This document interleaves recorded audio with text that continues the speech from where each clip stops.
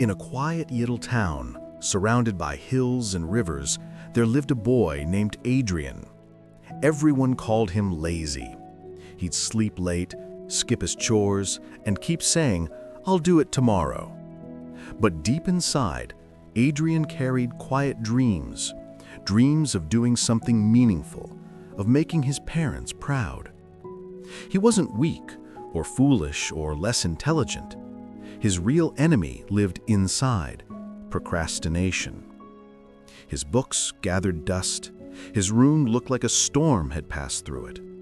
And every day, he watched his own future drift further away. His grades started to fall, and with them, his confidence crumbled. He laughed with friends during the day, but at night, he often looked out of the window and whispered, "Why can't I change? Why can't I just start?" But the stars never answered back. One evening, his mother sat beside him. Her voice was soft, but her eyes were tired. "Adrian, life doesn't wait for anyone. Every day you waste becomes a stone on your shoulders. If you keep waiting, those stones will crush you." Adrian smiled politely, but ignored her words. What difference does one day make, he thought. But destiny was quietly listening. Not far from Adrian's home lived an old man known as Guru Dev. People said he had guided many children toward a better life. Adrian's father, seeing his son lost and unmotivated, decided to take him there. When they arrived, Guru Dev was sitting beneath a large oak tree, reading a book. He looked up, smiled, and said, "So, you are the boy who waits for tomorrow." Adrian froze. The old man's calm voice carried weight. Gurudev handed him a clay pot and a small basket of stones. "Every morning, place one stone in this pot, but only if you complete the most important task of your day. If you skip, leave it empty. Come back to me after 30 days.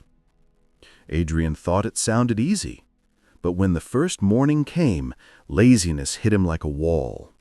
He wanted to stay in bed, but he forced himself to sit at his desk and study for 1 hour. When he finally dropped that first stone into the pot, the sound was tiny, but something inside him stirred.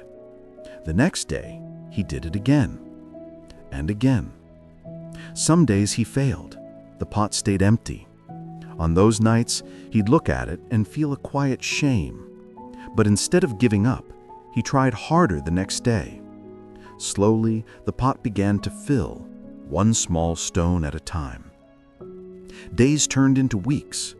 Adrian started to notice changes. He woke up earlier, his focus grew sharper, and even his mother noticed the light returning to his eyes. That clay pot wasn't just collecting stones, it was building discipline. After 30 days, Adrian stood before Gurudev, holding the pot. Inside were 20 stones. He lowered his head and said, "Master, I couldn't fill it completely." Gurudev smiled kindly. "My boy, don't count the stones that are missing. Count the ones you earned. Before this, you had no stones, no discipline, no habits. Now you have 20. That's progress. Remember, one stone each day may seem small, but together they can build a mountain."